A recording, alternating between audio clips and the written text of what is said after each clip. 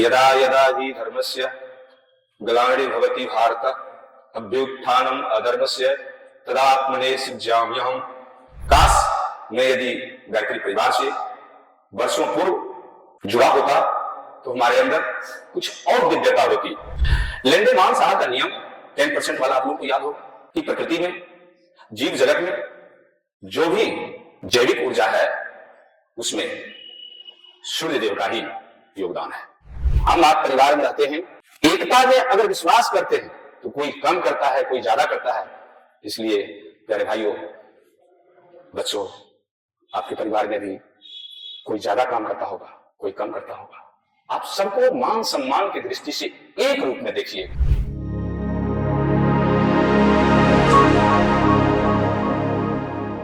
देवी सर्वभूतेषु शक्ति रूपेण संस्थिता नमस्तस्यै नमस्तस्यै नमस्तस्यै नमो नमः। भगवान श्री कृष्ण गीता में एक श्लोक के माध्यम से मानव मात्र को सचेत किए थे, प्रेरित किए थे। हम सभी उसका सामान्य अर्थ जानते हैं। यदा यदा हि धर्मस्य ग्लानि भवति भारत अभ्युत्थानम अधर्मस्य तदात्मने सृजाम्यहम्। जब जब भारत में धर्म की ग्लानि होती है और अधर्म का उत्थान होने लगता है तो मैं किसी न किसी रूप में अवतरित होता हूं। और श्री कृष्ण को परमात्मा स्वरूप आज दुनिया मानती है।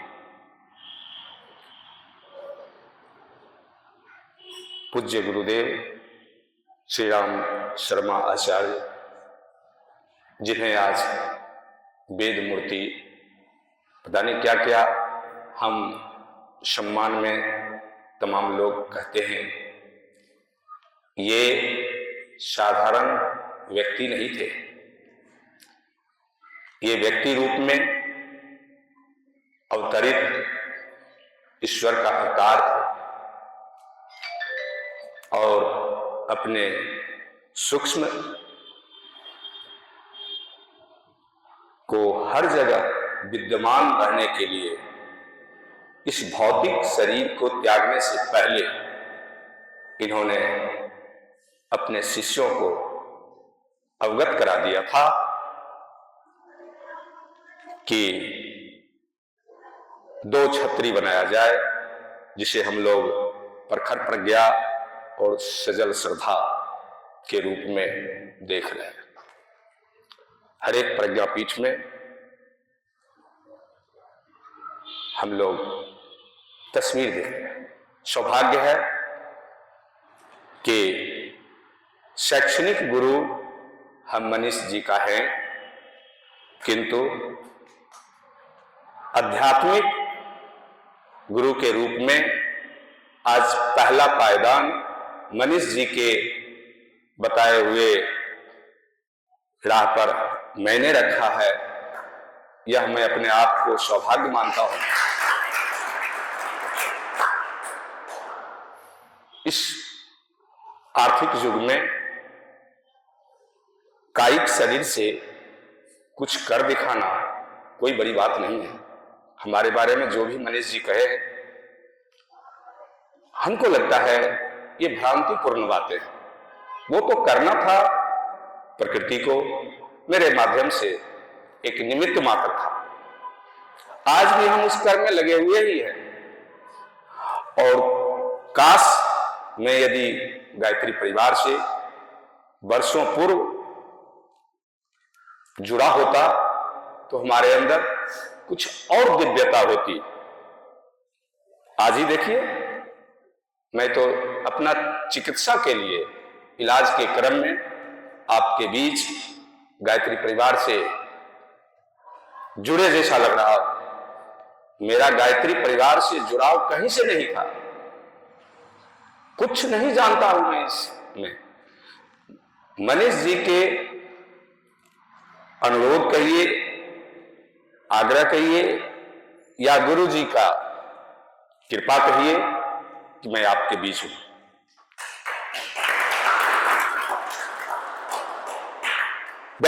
व्यक्तिगत रूप से हम साधना से बचपन से ही जुड़े हुए हैं। भले मुझे दिव्य राह दिखाने वाला न मिला हो, किंतु ईश्वरीय तत्व को आत्म अनुभूति से मैं सदा परखते आया हूं। इस रूप में मनीष जी जो भी कहे लगभग सत्य है। आज भी मेरे सानिध्यता के जो बच्चे होते हैं उनमें कोई त्रुटि पाता हूं, मैं रात में जाकर के सो नहीं पाता, रो पड़ता हूं और ईश्वरीय तत्व से गुहार लगाता हूं कि यह बच्चा कैसे सुधरेगा, राह खोजने लगता हूं। पता नहीं दर्जनों कहानियां मैंने क्लास में गढ़ के ही सुना दिया बच्चों के सुधार के लिए। दावा तो नहीं करता हूं, लेकिन बच्चों को एहसास दिलाता हूं कि बेटे, इस वर्ष जो मैं पढ़ा रहा हूं, अगले वर्ष इसी पाठ को अलग तरीके से पढ़ाऊंगा, वादा कर देता हूं। और कल होकर के पता नहीं उस पाठ को पढ़ाने की क्षमता, शैली कहां से चली आती है और पढ़ा लेता हूं। फिर बच्चे में निखार आ जाता है। आप लोग विज्ञान के छात्र भी होंगे बहुत, सामान्य विज्ञान तो 10वां तक सब लोग पढ़ते हैं। लेंडेमान साहब का नियम 10% वाला आप लोगों को याद होगा कि प्रकृति में, जीव जगत में जो भी जैविक ऊर्जा है उसमें सूर्य देव का ही योगदान है। यदि सूर्य देव अपनी ऊर्जा का संचार हमारे अंदर न करें तो धराधाम पर जीव मात्र का नामो निशान नहीं रहेगा। और उस पर वैज्ञानिकता की दृष्टि से लेंडेमान साहब ने प्रूफ कर दिया, साबित कर दिया कि सूर्य से निकली हुई ऊर्जाओं का आहार श्रृंखला चैप्टर में आप लोग पढ़े होंगे कि मात्र 10% प्रथम जो श्रृंखला में आते हैं वो प्राप्त करते हैं। उदाहरण स्वरूप, अगर सूर्य से भोजन पौधा बनाता है, 100 यूनिट अगर ऊर्जा पौधा प्राप्त किया है, आप हम कोई भी जीव पौधा का उपयोग करेंगे तो मात्र 10 यूनिट ही ऊर्जा प्राप्त होगा। अगर कोई गाय है, भैंस है या कोई जानवर है जो शाकाहारी है, अगर वो पौधे खाकर के जीवन बिता रहा है उसको 10 यूनिट मिला। अगर उस जानवर को कोई दूसरा जानवर खा रहा है उसको 10 का 10% निकालेंगे तो 1 यूनिट मिलेगा। अब सोचिए किसके अंदर ज्यादा ऊर्जा होगा, मांसाहारी के अंदर कि शाकाहारी के अंदर। ये बात मैं बच्चों के क्लास में कहा करता हूं कि बेटा, जिसको आजमाना हो तो आजमा के देख लो कि शाकाहारी के पास जितनी ऊर्जाएं होती है मांसाहारी के पास न होगी न हुई है।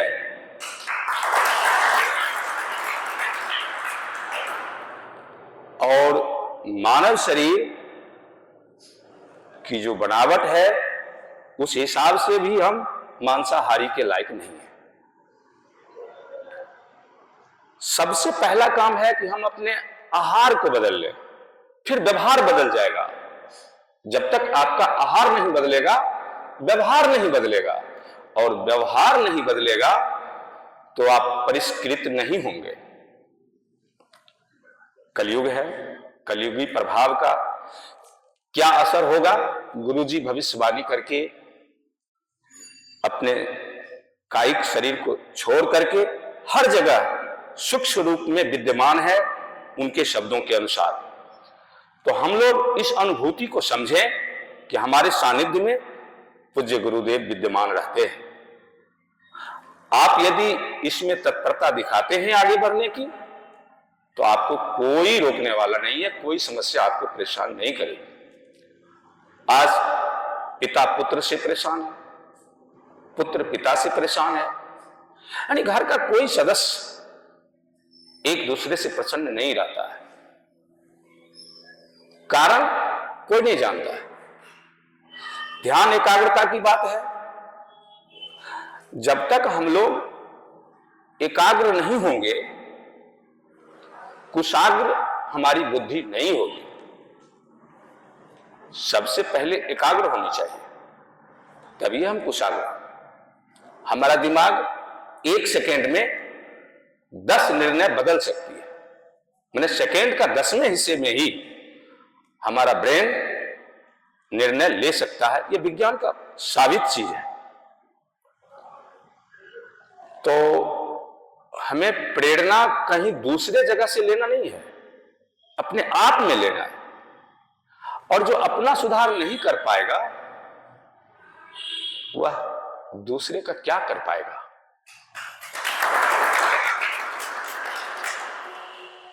अपना सुधार, तब सांसारिक सुधार देखेंगे। मैंने शुरू से ही, मैं एक अपनी छोटी सी घटना सुनाता हूं। हमारी शादी क्लास 8 में हो गई। मैंने संकल्प लिया था कि जब तक ग्रेजुएट नहीं होऊंगा, जूता नहीं पहनूंगा।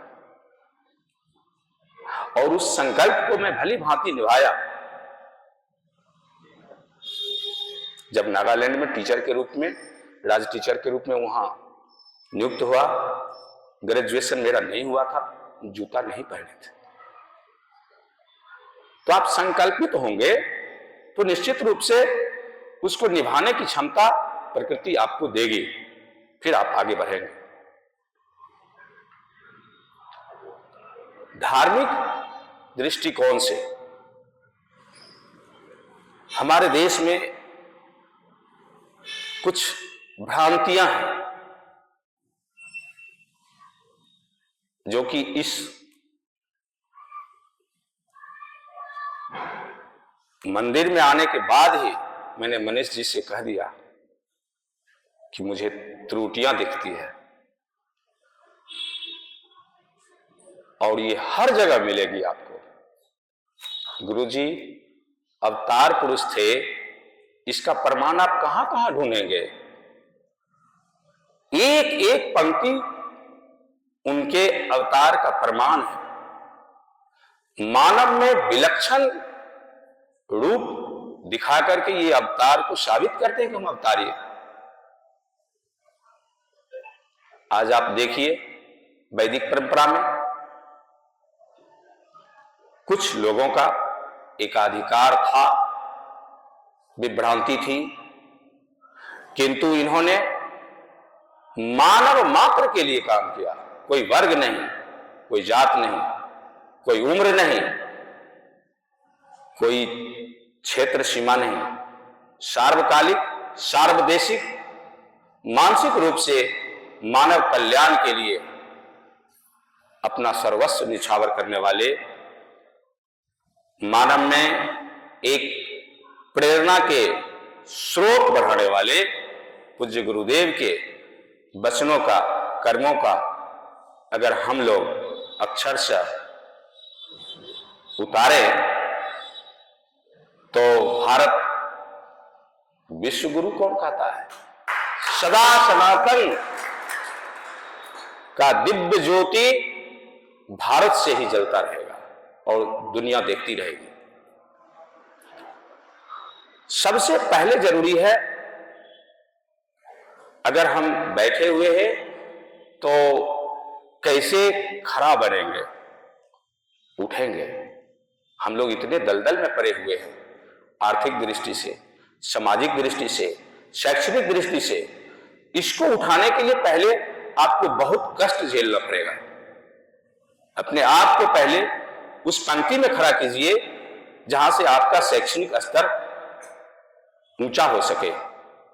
जब तक शिक्षा आपका ऊंचा नहीं होगा, कुछ नहीं कर पाएंगे। मैं एक साधारण गांव से जब संकल्पित होकर के बच्चों को शिक्षा देने का प्रयास किया था, आज कमीशन तक जब बच्चा गया, बड़ी खुशी होती है। और एक साधारण व्यक्ति इतने बड़े लक्ष्य को कैसे अपना ले, साधारण बात नहीं है, बिल्कुल साधारण है।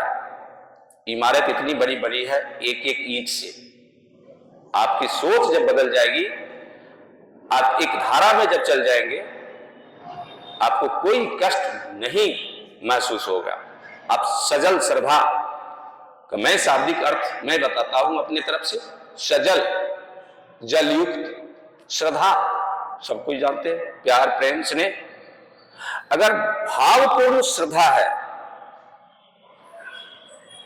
पानी के जैसा श्रद्धा है जो बह जाए स्वाभाविक रूप से, आप पानी पर छड़ी से प्रहार कीजिए, पानी अलग अलग नहीं हो पाएगा। जब आपके अंदर श्रद्धा विद्यमान हो जाएगी, सजल श्रद्धा हो जाएगी, तो आपको कोई बाधा, कोई परेशानी, कुछ बिगाड़ नहीं पाएगा और आप एकदम एकनिष्ठ होते रहेंगे। आपकी एकता को, आपकी अखंडता को, आपके अंदर जो मानसिक एकता है, एकाग्रता है, वह नहीं भंग होगा।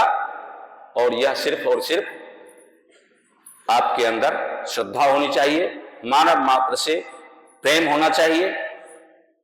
हम सब एक हैं, एक दूसरे का पूरक हैं, ये भावना उत्थानित करने के लिए हमारे पूज्य गुरुदेव अवतरित हुए थे।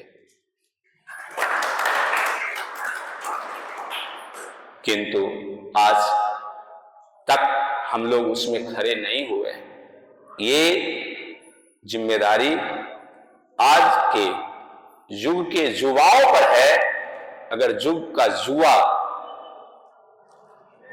युवा वर्ग उठा ले अपने कंधे पर, तो युग की गाड़ी निश्चित रूप से गुरु की जो कामना थी उनके अनुसार आगे बढ़ती जाएगी।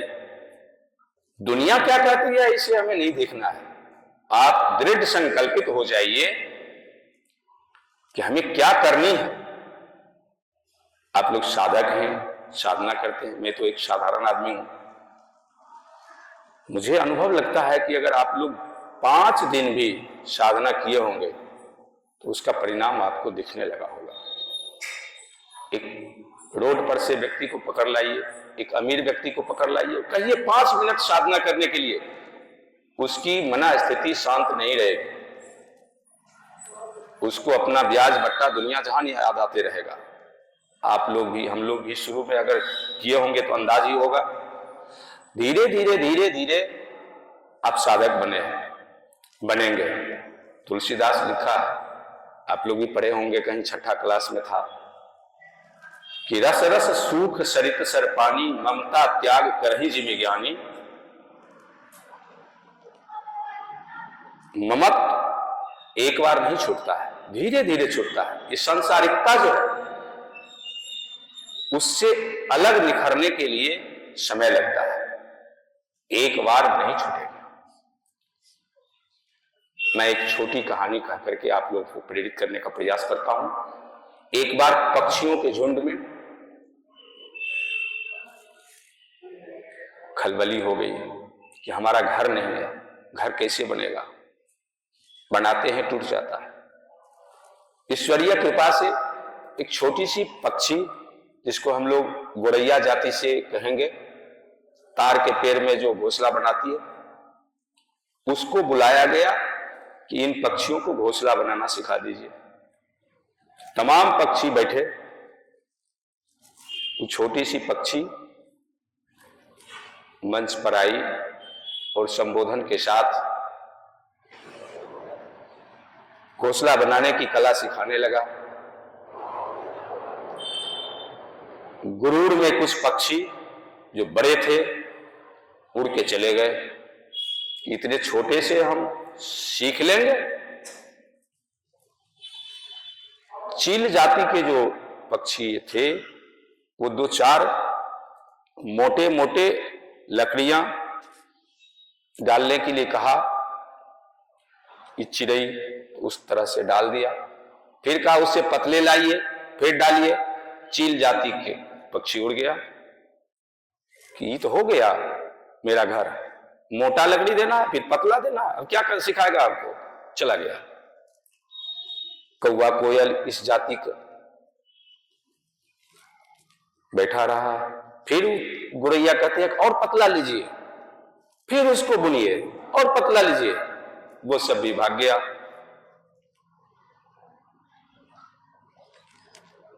ये मैनी वगैरह जो है इस जाति की पक्षी बची, उसको कहे और छोटा लीजिए, फिर इसको घेर दीजिए, एक छेद छोड़िए। उसको भी लगा, अब तो घर बन गया, उड़ गया। एक भी पक्षी वहां स्थिर नहीं रह पाया। परिणाम हुआ कि आज भी झोंका उठता है, सारे पक्षी के घोंसले टूट जाते हैं, लेकिन उस गोरैया का घोंसला जो तार के पेड़ में लटका रहता है कुछ नहीं कर पाता। बाबू, सीखने के लिए आपको धैर्य तो धरना पड़ेगा। आइए, बुद्धिमत्ता भी आपको रखनी पड़ेगी। समाज में भी आपको एक निष्ठ लाना पड़ेगा। एक छोटी सी कहानी फिर कहता हूं। 4 भाई थे, प्रायः झगड़ा करता था। उसके पिताजी परेशान हो गए, कहे देखो बेटा, हम जब मर जाएंगे, तुम लोग जब आपस में बंटवारा करोगे तो मनीष भैया को बुला लेना। वो बूढ़ा हो गया, संजोग से मर भी गया, तो मनीष भैया को बुलाया गया कि हम लोग बंटवारा करेंगे। आपस की जो महिलाएं थी काफी झगड़ालू थी। बड़ी वाली सोचती थी कि हम ही काम करते हैं, उससे छोटी सोचती हम ही काम करते हैं। अब काम चारों भाई का क्या था? बड़ा भाई का काम था कृषि कार्य करना, उससे छोटे भाई थे, उनका काम था आर्थिक दृष्टि से व्यवस्था करना, उनसे छोटे भाई का काम था सामाजिक दृष्टि से काम का निपटारा करना, और सबसे छोटे भाई का काम था पढ़ाई करना। उस समय ऊपर ही रहा था। तो मनीष भैया आए, कहे देखिए आप लोग बांटेंगे तो हमारी एक सलाह मानिए, आप चारों भाई 1 महीना के लिए घर छोड़ करके चले जाइए, और 1 महीना के बाद आप पैसा लाइए कमा करके। कितना लाते? तो बड़े भाई साहब बगल के गांव में रह गए, 10,000 रुपया ला के दिए। उनको तो काम था केवल खेती करने का, तो उसमें कितना लोग देगा? उससे जो छोटे भाई थे वो आर्थिक व्यवस्थापक थे, उन्हें किसी बड़े दुकानदार ने रख लिया मुंशीगिरी में, उनको 20,000 रुपया मिल गया महीना में। उनसे जो छोटे थे वो थोड़ा बुद्धिमान थे। सामाजिक स्तर से व्यवस्था करना साधारण बात नहीं होता है। वो कुछ दूर निकल गए। एक राज्य में एक राजा ढिढोरा पिटा रहा था कि मेरे हाथी को जो 5 किलो तक का बटखारा है, बाट, और ये तराजू है, इससे तौल देगा, उसको हम 50,000 रुपया देंगे। ये कहे हम तौल देंगे। कैसे? कहा इसको उठा करके ले चलिए, हमको 5 मजदूर दीजिए, बाट दीजिए, तराजू दीजिए, और चलिए नदी किनार। नदी किनार गया, कहा नदी में नाव पर चढ़ाइए हाथी को। चढ़ा दिया। वो आंख लगा लिए नाव पे, उतारिए, उतार लिया। कहा नाव में आप बालू भरिए, बालू भर दिया। फिर उतना तक जब नाव नीचे गया, कहा छोड़ दीजिए, अब इस बालू को तौल दीजिए। साधारण सी बात है, समझ में आ गया लोगों को। तो राजा समझ गया ये बुद्धिमान है। उसको कहा आपको हम 50,000 सब दिन के लिए महीना देंगे, आप मेरे यहां रह जाइए। कहा हम 1 महीना के लिए तो घर जाएंगे। वो 50,000 लेके आया। चौथा भाई जो था वह तो पढ़ ही रहा था। जैसे आप लोग हैं, आप अपने आप को मत आंकिए कि हम ग्रुप डी में चल जाएं या IAS बन जाएं। IPS बन, आप क्या बनेंगे सर्वोच्च शिखर भी आप प्राप्त कर सकते हैं। तो छोटा भाई कुछ दूर और चला गया। एक गांव में फिर ढिढोरा पड़ रहा था। राजा आदेश दे दिया था कि एक परिवार के तमाम लोगों को फांसी दे देना है। तो ये देखा भाई क्या बात है, एक आदमी से पूछा, कहा क्या बात है जो ये फांसी पड़ेगा पूरे परिवार? कहा ये गांव में जो आग लगी है ना उसी के चलते लगा है, वो गांव का आधा घर जला हुआ था। तो ये छोटा भाई जो था कहा कैसे हुआ, हम जाना चाहते हैं वहां। कहा जाके देखिए। तो गया उस सभा में, कहा इन्हें फांसी जो आप दे रहे हैं इनका गुनाह क्या है? कहा ये 4 भाई थे, चारों भाई अपने में बंटवारा किया था, सब संपत्ति बंटवारा कर लिया। इसके पास एक बिल्ली थी, बिल्ली को ये लोग आपस में एक एक टांग बांट लिया था, ये टांग मेरा है, ये टांग आपका है, ये टांग आपका है। इसके हिस्से के टांग में कहीं घाव लग गया था तो पट्टी बांधे हुए था, और पट्टी में आग लग गई और उसी आग से गांव में आग लग गया। तो इसके हिस्से के टांग के पट्टी से जो आग लगा, इसी जुर्म में इसको फांसी दिया जा रहा है। वो छोटा भाई जो था पहले वाला कहे, राजा महोदय यदि आपको तकलीफ नहीं हो तो मैं कहूंगा कि आप का मंत्री जो है, न्यायाधीश जो है, वह ज्ञानहीन है, ये गलत सलाह आपको दिया। तो राजा कहा तुम साबित कर सकते हो कि कैसे गलत है? कहा बिल्कुल कर सकते हैं। फांसी अगर देना है तो किन्हें होगा ये मैं कहूंगा, लेकिन मैं माफी चाहता हूं कि आप उन्हें भी फांसी नहीं दीजिए और बदले में इन्हें रिहा कीजिए। तर्क प्रस्तुत करने के लिए कहा तो इसने कहा कि 4 टांगें थी, 3 टांगें दुरुस्त था, इस व्यक्ति के जो हिस्से में टांग थी उसमें तो आग लगी, वो टांग तो बीमार था, घावग्रस्त था। बिल्ली जो किसी घर पे गया किस टांग से गया? घाव वाले टांग से गया। राजा अवाक हो गया, कहा नहीं उस 3 टांग से गया। तो सजा कुछ भी मिलनी चाहिए तो उन तीनों भाइयों को मिलना चाहिए, लेकिन मैं आपसे माफी मांग लिया हूं कि उन्हें भी सजा न दिया जाए, इन्हें बरी किया जाए। राजा को समझ में आ गई और वो छोटा भाई कुमारा ही था, राजा ने उसे अपने कन्या से शादी करके और लाखों की जायदाद दे करके उसको विदा कर दिया। घर आया तो मनीष भैया देखे कि एक 10,000 लाया, एक 20,000 लाया, एक 50,000 लाया, एक लाखों लाख और पूरे राज्य का आधा हिस्सा लेके आया। अब कैसे बंटवारा होगा बोलिए? हम आप परिवार में रहते हैं, एकता में अगर विश्वास करते हैं तो कोई कम करता है, कोई ज्यादा करता है। इसलिए प्यारे भाइयों, बच्चों, आपके परिवार में भी कोई ज्यादा काम करता होगा, कोई कम करता होगा। आप सबको मान सम्मान की दृष्टि से एक रूप में देखिए, किसी को कम किसी को ज्यादा नहीं। कहने के लिए तो हम घंटों कह सकते हैं, समय अभाव तो हर मानव के लिए रहता है, किंतु मेरे साथ ऐसी कोई बात नहीं है। जब मैं 40 साल से इस पेशा से जुड़ा हूं तो 10-20 मिनट कौन बड़ी बात है, किंतु मुझे जाना है 40 किलोमीटर और बिना किसी सवारी का हूं।